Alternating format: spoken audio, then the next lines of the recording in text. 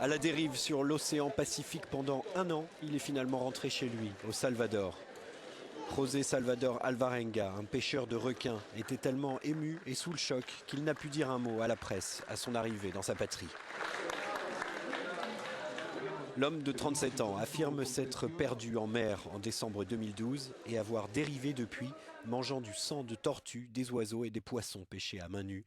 Il s'est échoué le 30 janvier sur les îles Marshall, à 12 500 km de son point de départ.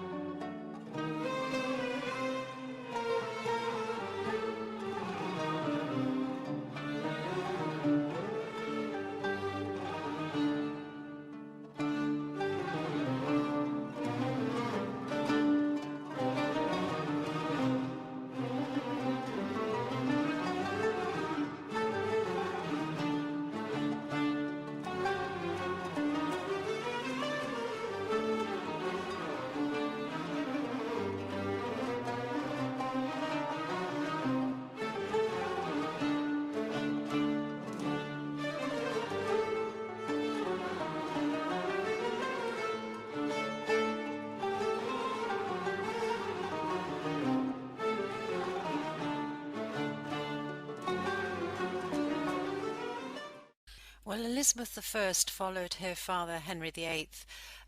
So what happened to the Lombards during her reign?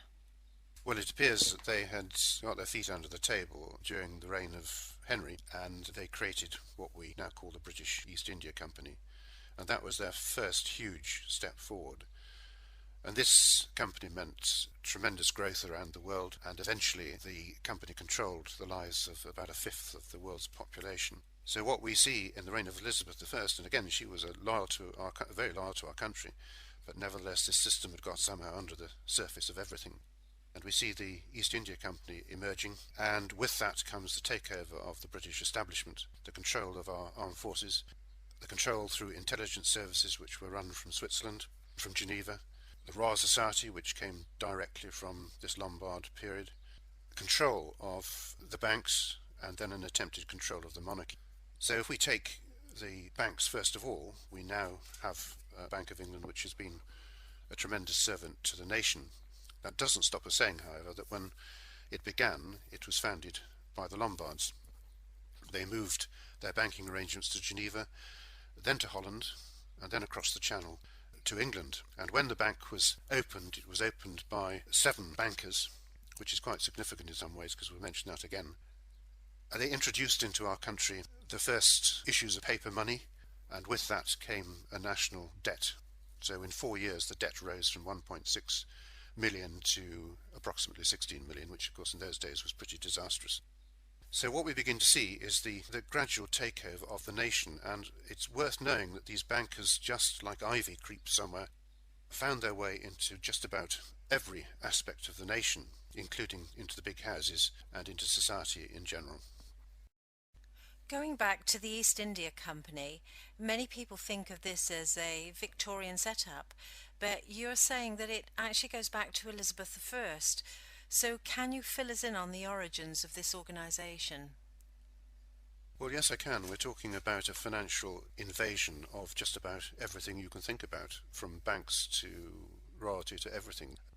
In 1581, the Venetian Turkey Company was prospering overseas, and this merged and became the Levant Company, which later became the infamous British East India Company in 1600. The first governor of the East India Company was Thomas Smythe, who was trained in Venice and studied law in Padua. In short, he was a Venetian agent, and the East India Company was only an extension of the Levant Empire.